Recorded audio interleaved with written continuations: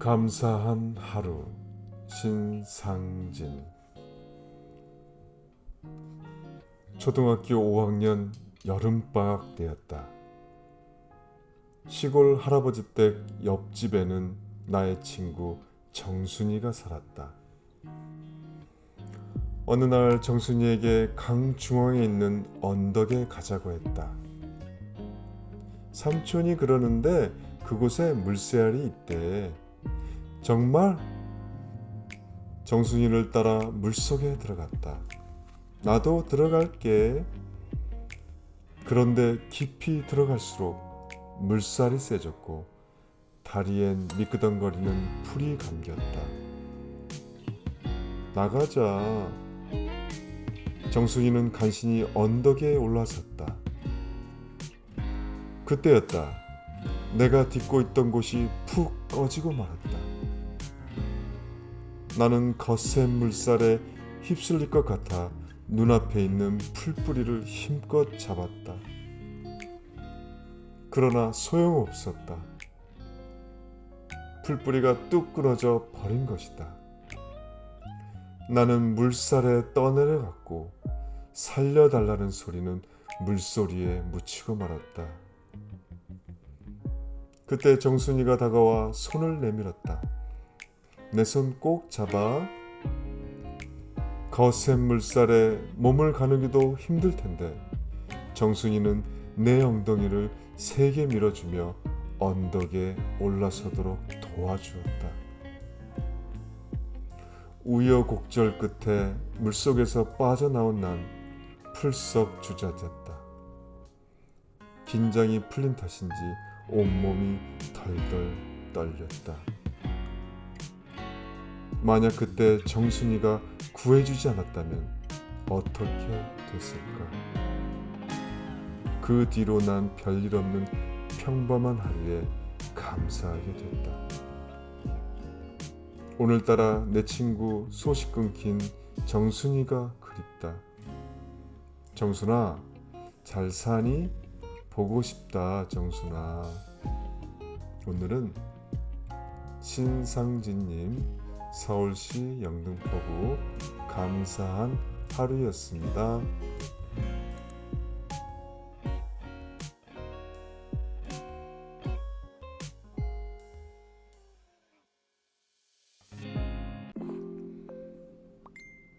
택시 기사의 친절, 좋은 글, 감동글 중에서 어떤 부인이 술에 취해 폭력을 가하는 남편과 싸워 어린 딸을 데리고 집을 뛰쳐나왔습니다. 택시를 타고 친정집으로 향해 갑니다. 한 30분 정도 달려 친정집에 거의 다 왔을 때 택시기사 아저씨가 갑자기 입을 열어 이렇게 말을 합니다. 어린아이를 데리고 이렇게 밤늦게 어딜 가세요? 아마 남편과 싸운 모양이죠? 자세한 얘기는 묻지 않겠지만 오늘은 그냥 가만히 남편 곁으로 돌아가세요. 이렇게 늦은 시간에 부모님한테 가면 얼마나 걱정하시겠어요. 택시비는 안 내도 되니까 집으로 돌아가세요. 운전기사는 뒤에 앉아 훌쩍거리는 그녀를 보고 그 마음을 헤아려 다시 처음 탔던 곳으로 데려다 주었습니다. 그녀는 눈물이 나올 정도로 감격했고 남편과 문제가 있을 때마다 그 운전기사의 친절을 두고두고 떠올렸다고 합니다. 조그마한 친절만 받아도 사람들은 살맛이 납니다. 친절은 어려운 것이 아닙니다. 의도적으로 하지 못하기 때문에 못하는 것입니다. 어릴 때부터 남을 배려하는 친절을 훈련하면 결코 손해보지 않습니다. 아무리 작은 친절일지라도 남에게 베푼 친절은 헛되지 않습니다. 친절은 손해보는 것이 아닙니다.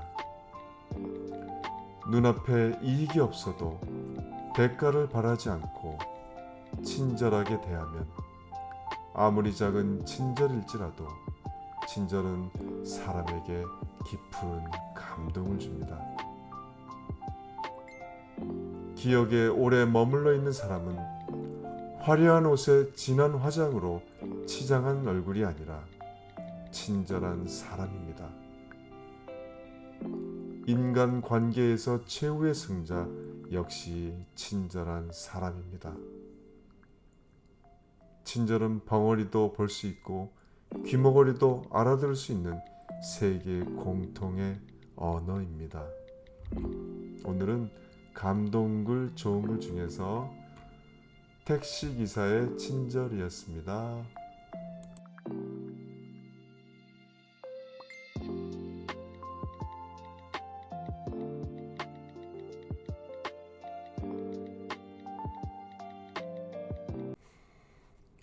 빨간 신호등의 소중함. 홍성훈. 입대 전날 친구와 머리를 깎은 뒤 택시를 탔다. 입대가 코앞에 닥치자 마음이 어수선해 멍하니 창밖을 바라봤다.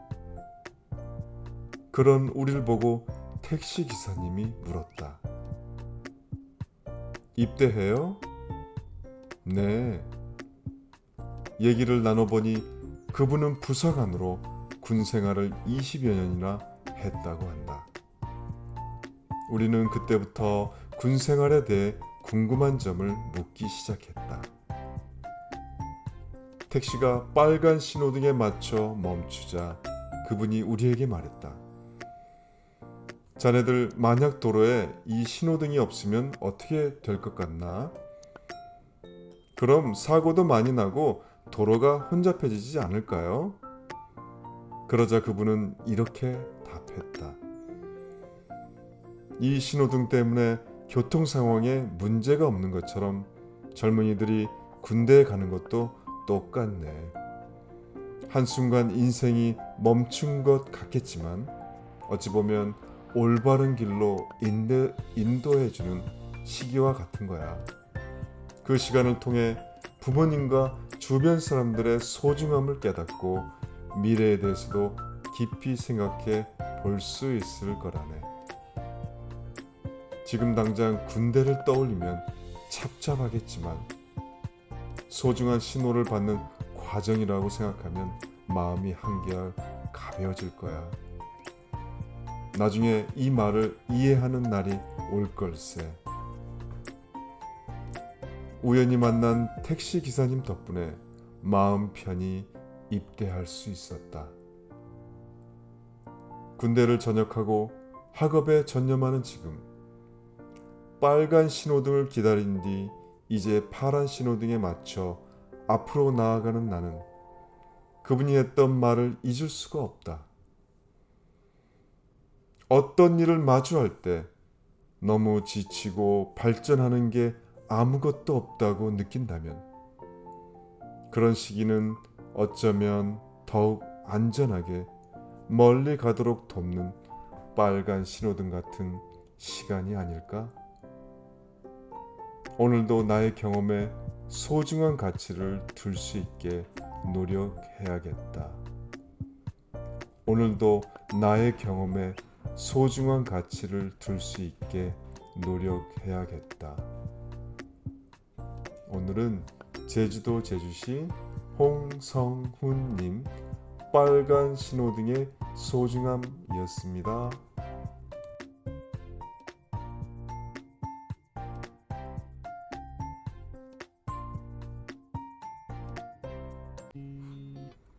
먹지 않아도 배부른 아이.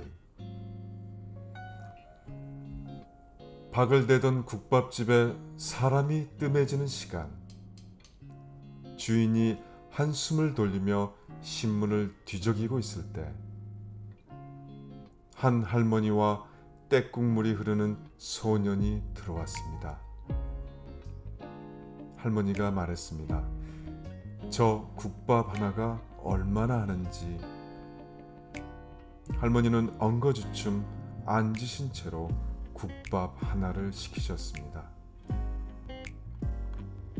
할머니는 하나 시킨 국밥을 소년에게로 밀어 놓으셨습니다. 소년은 침을 꼴깍 삼키며 말했습니다. 할머니, 정말 점심 드셨죠? 그럼. 할머니가 깍두기 한 점을 입에 넣고 오물거리는 동안 소년은 국밥 하나를 다 먹어버렸습니다.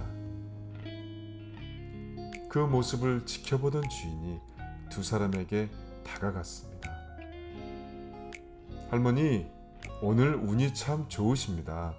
할머니가 우리 집에 오늘 100번째 손님이에요. 오늘 국밥은 공짜입니다. 주인은 돈을 받지 않았습니다. 그로부터 한 달 남짓 지난 어느 날, 소년이 국밥집 길 건너에 쭈그리고 앉아 무엇인가 헤아리고 있었습니다. 무심코 창밖을 보던 주인은 깜짝 놀랐습니다. 소년은 국밥집에 손님이 들어갈 때마다 동그라미 안에 돌을 던져놓고 있었던 것이었습니다. 하지만 점심시간이 다 지날 때까지도 50개를 넘지 못했습니다. 마음이 급해진 주인은 단골집과 친구 집에 전화를 걸었습니다. 자네 바쁜가? 안 바쁘면 국밥 하나 먹고 가라고. 오늘은 공짜라네. 그렇게 주인이 동네방네 전화를 돌리자 손님들이 몰려들기 시작했습니다. 81, 82, 83. 소년의 셈이 빨라졌습니다. 그리고 마침내 99개의 돌멩이가 동그라미 속에 들어갔을 때 소년은 할머니의 손을 잡고 국밥집 안으로 들어왔습니다. 할머니, 이번엔 내가 사드리는 거야. 진짜로 100번째 손님이 된 할머니는 국밥을 내려받고 소년은 할머니가 그랬던 것처럼 깍두기만 오물거렸습니다. 여보, 저 아이도 한 그릇 줄까요? 쉬, 지금 저 아이는 먹지도 않고 배부른 법을 배우고 있는 중이야. 후릇후릇 국밥을 맛있게 먹던 할머니가 손자야, 좀 남겨주랴? 라고 말을 꺼냈을 때 소녀는 배를 앞으로 쑥 내밀고 말했습니다. 아니 할머니, 난 배불러. 이것 봐, 배가 많이 나왔잖아. 할머니는 말했습니다. 너의 덕분에 아주 잘 먹었구나. 흐뭇한 표정의 주인 부부는 할머니와 소년의 뒷모습이 사라질 때까지 한참을 바라보고 있었습니다.